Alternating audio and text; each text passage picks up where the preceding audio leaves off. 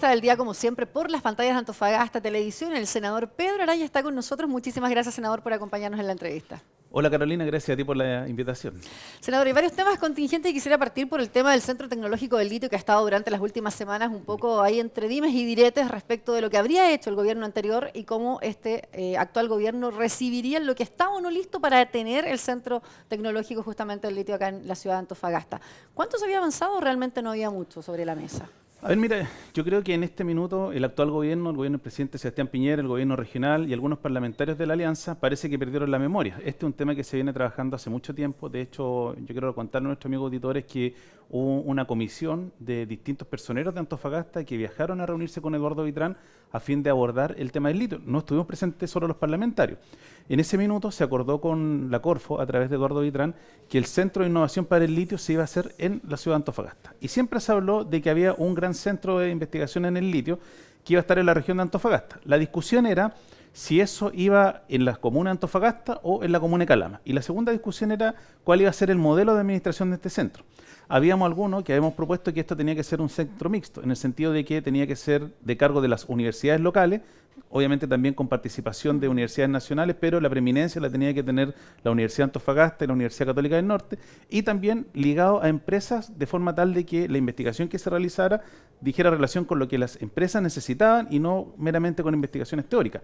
Eso estaba avanzado. Al terminar el gobierno de la presidenta Bachelet, como todavía se estaba en estos temas de firmar, cerrar los acuerdos y convenios, no se alcanzó a materializar, pero por lo menos lo que a nosotros nos señaló Eduardo Vitrán era que la decisión política de la presidenta Bachelet estaba tomada y que la instrucción de la Corfo era que el centro se instalaba en la región de Antofagasta y que obviamente había que determinar cuál era el mejor modelo de administración de este centro, si era por un lado, como han propuesto algunos, netamente académico, otros mixtos, o bien era un ente privado. Pero no podría concretarse. Ahí dicen anuncios con la visita a la ciudad de Antofagasta el día jueves del vicepresidente actual de Corfo. Mire, yo conversé con el vicepresidente, con el actual presidente Corfo, con Sebastián Sichel, y él me manifiesta que efectivamente el tema, ellos están conscientes de que hay un centro que se tiene que hacer en Antofagasta. Probablemente él va a anunciar la decisión de que ese centro es en Antofagasta, con independencia que Corfo pueda levantar 2 centros más en otras partes de Chile, que hasta donde sé, esos centros no tienen ningún tipo de financiamiento, porque el centro que tenía comprometido el financiamiento producto del acuerdo que estaba firmando la Corfo era el que se hacía en nuestra región. Ahora, si el gobierno del presidente Piñera quiere en el fondo disminuir los recursos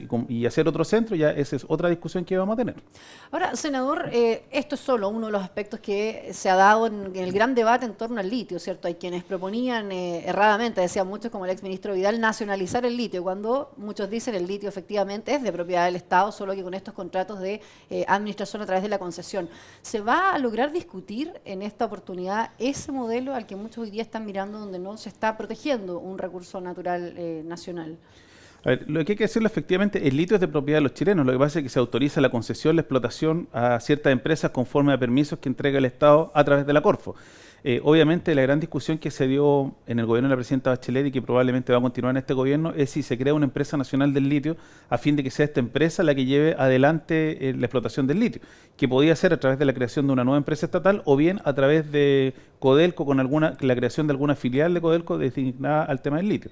Esto hay que decirlo porque mucho se discute, bueno, nosotros podríamos terminar todos los contratos, pero hay contratos que están suscritos hoy día con SQM y otras empresas que mal tienen que respetarse, van a significar probablemente si se quiere expropiar un litigio y el Estado va a tener que pagar las ganancias que podrían haber tenido estas empresas. Pero eso en el largo plazo sería pagar a lo mejor una vez para terminar un contrato que muchos consideran no es el ideal hoy día, además con su ampliación, que ya también fue bastante discutida, el que se podría asegurar ese recurso a futuro.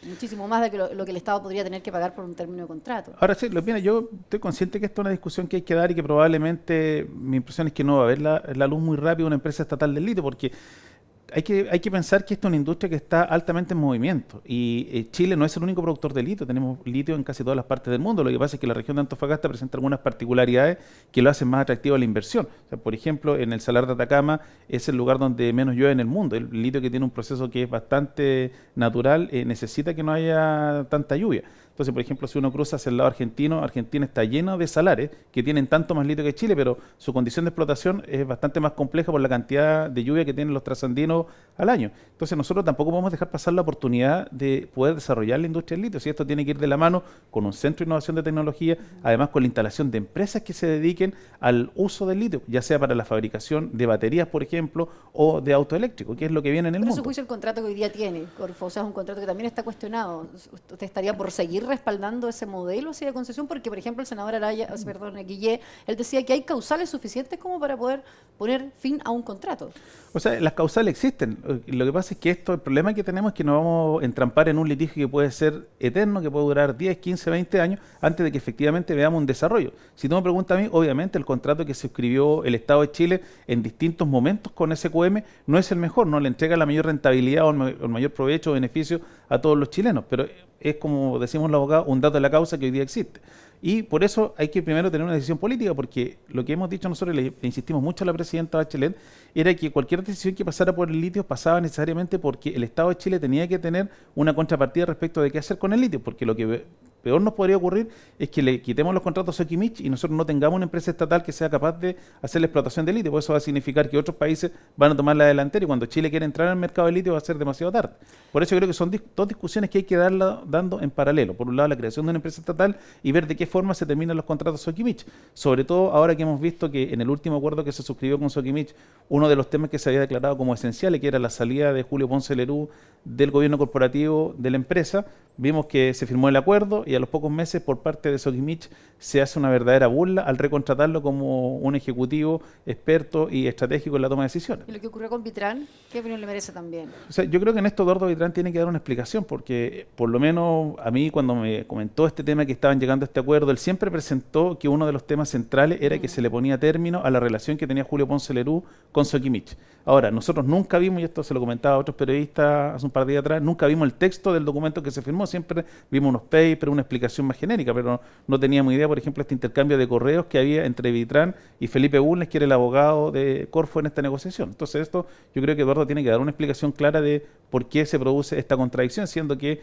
como te insisto, uno de los temas centrales que él señaló era la salida de Ponce Lerú de la administración de Sokimich. ¿Un logro finalmente el que Ponce Lerú no asuma como asesor estratégico de la minera no metálica? O sea, yo creo que es un logro y además también porque hay que tener presente que esto también le hace un daño reputacional a la empresa y a la industria del litio en Chile, que además ha estado en la palestra por varios temas y eso, obviamente, que él estuviera presente generaba mucho ruido en la industria.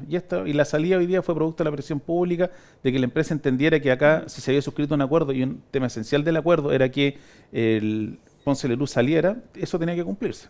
Senador, quiero llevarle a otros temas. Usted se ha mostrado muy crítico en las últimas semanas, principalmente del proceso de regularización migratoria, que ha dicho aquí el gobierno no tuvo, quizás en términos de cifras, ¿cierto? Se aspiraba un poco más en la primera etapa, ha cuestionado también la segunda etapa, los liderazgos regionales en esta temática.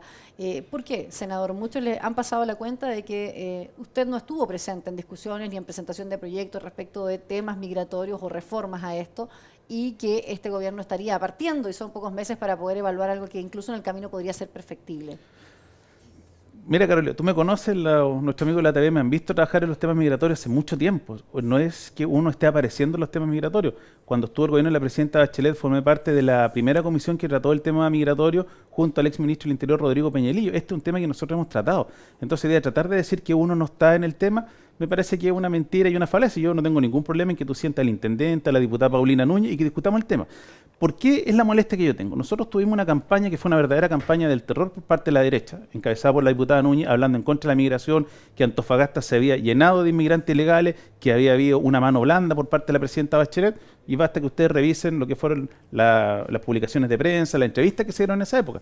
Entonces, cuando hoy día Sebastián Piñera hace algo que nunca hizo la presidenta Bachelet, que es esta amnistía migratoria. Si Piñera lo que hace es decirle a todos los extranjeros que están en Chile en forma ilegal, venga acá, firme este papel y yo lo autorizo que se quede en Chile, salvo que tenga antecedentes penales, porque es la única causal de expulsión. ¿No era necesario ordenar, como dicen ellos? Es que obviamente que porque no había cifra. Es que obviamente que había que ordenar. Es que entonces, es que aquí vienen las contradicciones de la derecha, porque ellos siempre nos hablaron de que había una cantidad que Antofagasta estaba descontrolada de extranjeros ilegales, que estábamos llenos de ilegales por todas partes. Entonces, cuando a uno le dicen, mire, tenemos más de 30.000 extranjeros ilegales, y resulta que viene esta amnistía migratoria y solamente se alcanzan a inscribir 7.000, es que a mi juicio hay un problema. O por una parte el gobierno regional, que es lo que yo he sostenido, no hizo una campaña adecuada de explicarle a los extranjeros de por qué tenían que regularizar, o bien estamos con extranjeros que tienen órdenes de detención o cometieron delitos, y eso ya es un problema mucho más complejo porque estamos hablando de temas de seguridad pública. Pero, senador, si usted pide entonces más números, es que avala el proceso. Obviamente, si nosotros no hemos cuestionado el proceso, nosotros avalamos el proceso y yo lo he dicho, yo felicito la decisión del presidente Piñera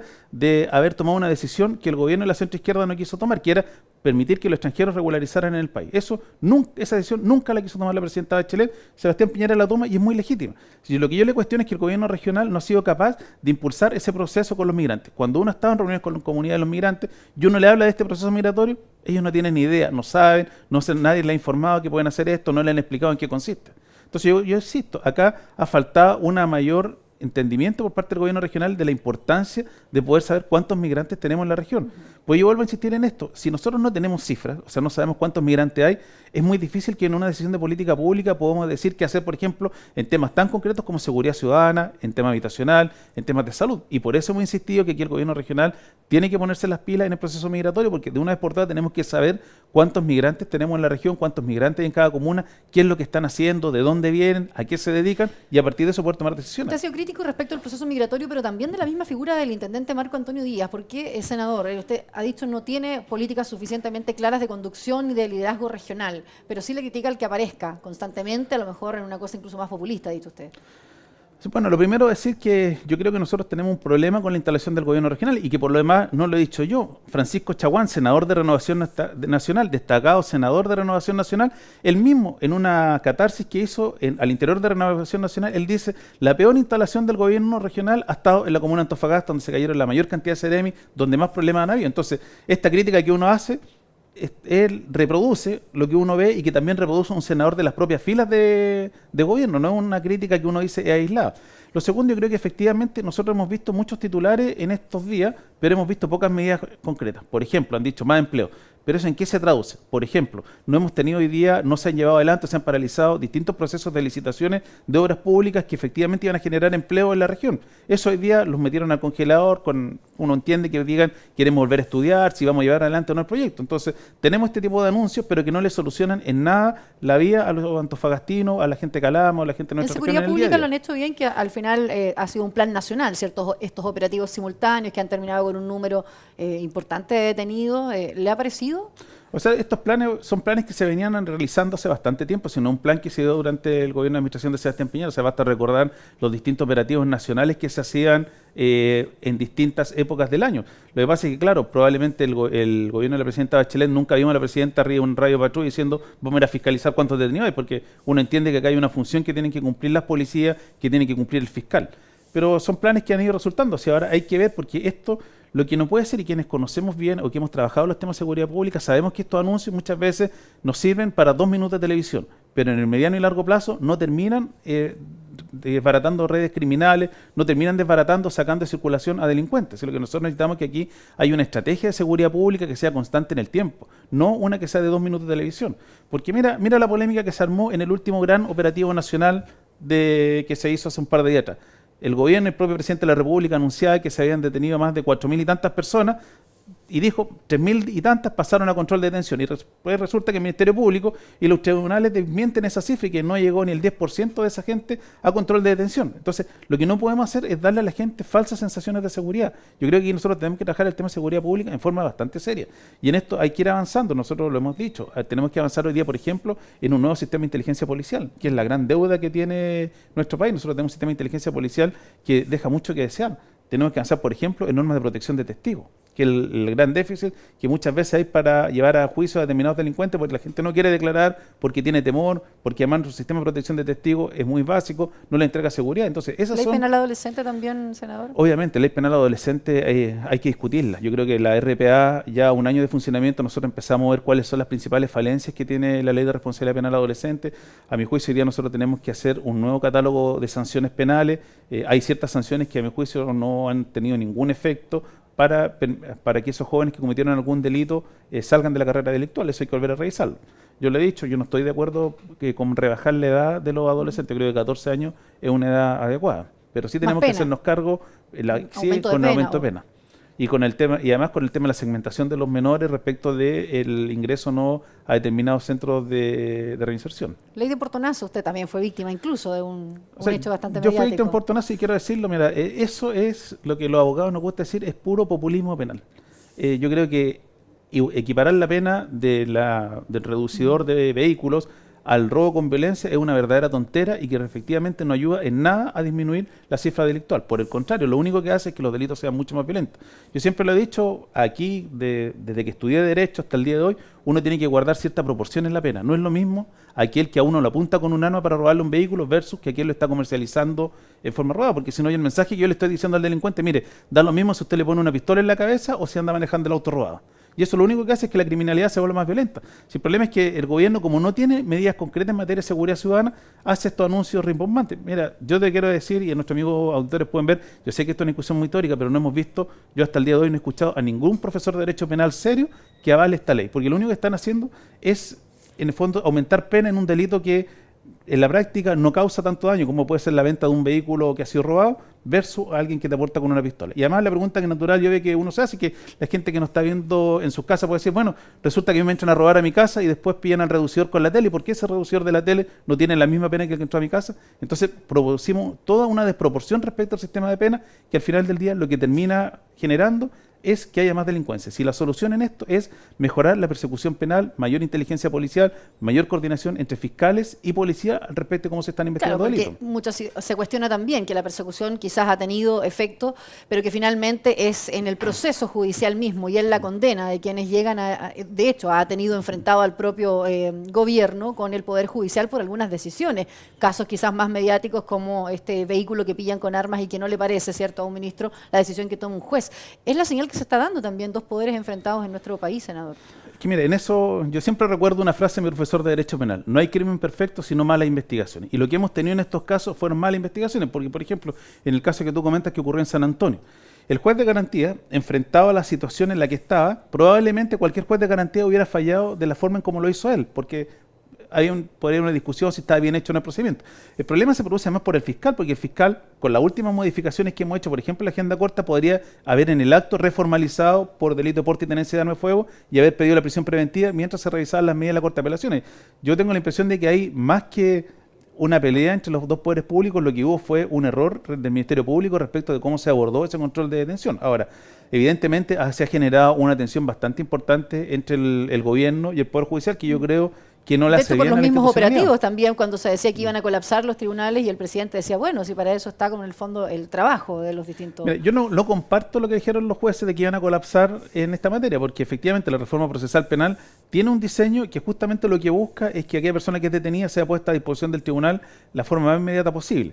Y en esto tienen que ordenarse las agendas, que obviamente uno sabe, porque además todos los jueces saben que los mayores días de control de detención son los fines de semana, porque es cuando se produce la mayor cantidad de delitos o hay la mayor cantidad de personas que son controladas. Entonces, siempre ha habido una sobrecarga los días sábado, domingo y lunes en los juzgados de garantía.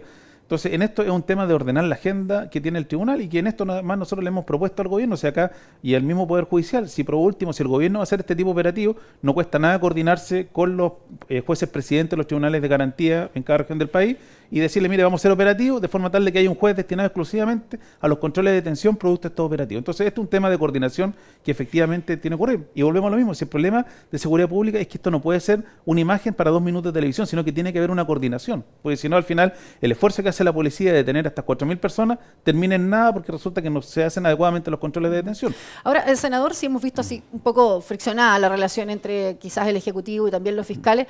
También el Parlamento ha tenido esta relación un poco de cuestionar el propio procedimiento que los fiscales. Y voy a ir acá a lo que ha dicho la Fiscalía, que ha pedido también interrogar a los senadores y a sus asesores por la polémica que se desató hace ya varios meses, ¿cierto?, por el copiar-pegar y los pagos que se hacían asesores en este tema. También se oponen los senadores a que sean ustedes mismos investigados de alguna manera, interrogados y que den a conocer parte de esa información en una polémica que tuvo bastante crítica y bastante rato en la palestra pública también.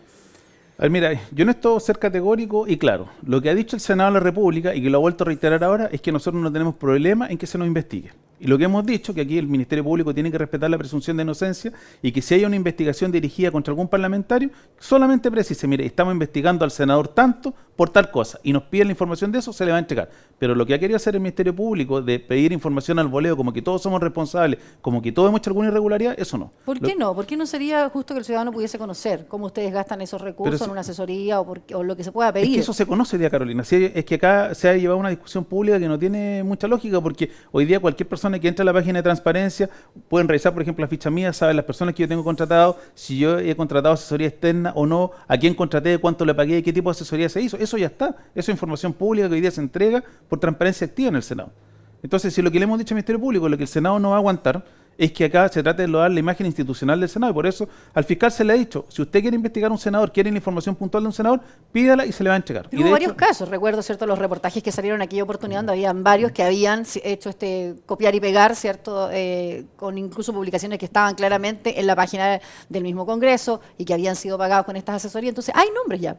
Es que justamente lo que se le pidió al Ministerio Público, que en esos casos precisara qué senador está siendo investigado y por qué delito, porque además ese senador tiene derecho a defenderse, a hacer su descargo. Pero si a mí me piden algo y no sé por qué estoy siendo investigado, difícilmente puedo entregar la información que permita probar mi inocencia o si tengo o no tengo participación en lo que ocurrió. Y por eso te vuelvo a insistir al Ministerio Público, ¿qué se le ha dicho? Si usted quiere investigar, ningún problema en la medida en que esto sea con nombre y apellido concreto. No hemos dicho nosotros que esto sea en el fondo una casa de brujas o, como dicen algunos, pesca de arrastre, que le vamos a pedir a todos a ver si cae alguno. Yo estoy consciente si aquí hay efectivamente una denuncia, especialmente respecto de asesorías que se le prestaron a parlamentarios de la derecha, donde una ex periodista de una bancada denunció que ella efectivamente no hacía los informes y giraba las boletas por esta asesoría. Y esa información que el Ministerio Público ha solicitado se la ha ido entregando. Si lo que no se le ha entregado al Ministerio Público es esto que ha pedido de todo el Senado. Y te vuelvo a decir, los senadores, el acuerdo es, en la medida en que el Ministerio Público pide respecto de un senador puntual, las informaciones se le van a ir enviando. Y así ha ocurrido en otros casos de investigación. Pero te vuelvo a insistir, por lo que nosotros hemos cuidado acá es la institucionalidad del Senado. No podemos permitir tampoco que aquí se tienda un manto de duda sobre todo el Senado, si es que efectivamente son unos pocos los que están siendo investigados. Senador, quiero insistir en el tema de seguridad pública, que lo estábamos conversando hace algunos días también. La diputada Núñez pedía una especie de cónclave de seguridad pública respecto de algunos delitos que estarían ocurriendo solo en las regiones, quizás, ¿cierto?, como esta, o en el norte del país. Usted también en alguna oportunidad pidió dedicación casi exclusiva de ciertos fiscales para tratar este tipo de delitos, donde está el sicariato y otros también trata de personas, etcétera. Efectivamente, yo me alegro que hoy a raíz de varias denuncias que se han hecho se esté tomando atención a este tema. Nosotros hemos denunciado, incluso hicimos algunos temas con ustedes respecto de delitos que estaban apareciendo que muchas veces no se les daba la importancia, como por ejemplo el famoso préstamo gota a gota que apareció en nuestra región ya hace por lo menos 4 o 5 años y que ha sido muy fuerte, especialmente con la gente que tiene pequeños comercios.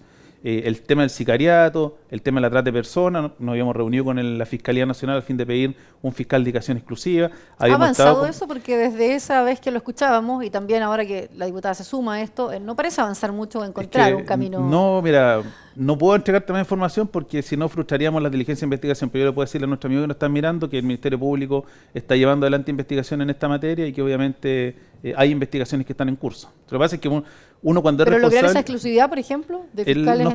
Todavía no hay una exclusividad, pero el tema hay una unidad del Ministerio Público que está viendo el tema, porque además esto lo estamos viendo coordinadamente con otra forma de criminalidad que han aparecido, porque por ejemplo lo que apareció en el último tiempo, de que como la frontera terrestre nuestra hay una vigilancia bastante excesiva, hemos visto que están empezando a tratar de penetrar a través del mar. Y esto hemos estado nosotros reunidos con el comandante en jefe de la Armada, con el director del territorio marítimo, a fin de que la Armada pueda reforzar los patrullajes y coordinarse con el Ministerio Público, la Policía de Investigaciones, a fin de tener un mayor control. Si lo que pasa es que hay muchas de estas medidas que uno no puede decirlas, porque si no ponen alerta a los delincuentes respecto a qué es lo que está haciendo el Estado en esta materia.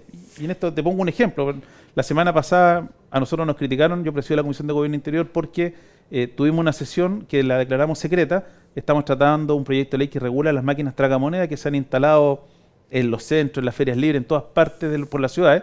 Y la sesión fue secreta porque vino el fiscal nacional, Carabinero, Investigaciones y Aduana a dar cuenta cuál era la estrategia de persecución policial para este tipo de delitos, qué es lo que estaban haciendo, cuáles eran los problemas que había. Entonces, hay muchos temas que, claro, uno no puede decir, mira, se está haciendo esto y esto otro, porque en el fondo es poner sobre aviso a bandas delictuales respecto a esta materia, pero sí te puedo dar la certeza, y nuestros amigos nos están viendo, que aquí el tema se está trabajando porque efectivamente es un nuevo tipo de criminalidad que estamos teniendo principalmente en el norte de Chile. Senador, ¿y se ha encontrado a lo mejor en un punto aquí de acuerdo con la diputada Núñez para trabajar en conjunto por delitos importados? Nosotros lo hemos visto muy enfrentados. Ella hace algún rato en una entrevista que también le realizábamos, le preguntábamos por estas críticas que usted constantemente ha hecho. Ella decía que lo invita más bien a sumarse y a trabajar a nivel regional, no a hacer oposición, dice, y ella además criticó bastante la forma en que usted le respondió, y de hecho un poco hasta machista, ¿cierto? Esto de que se calme y se tranquilice, y le dijo usted en una frase en nuestro medio.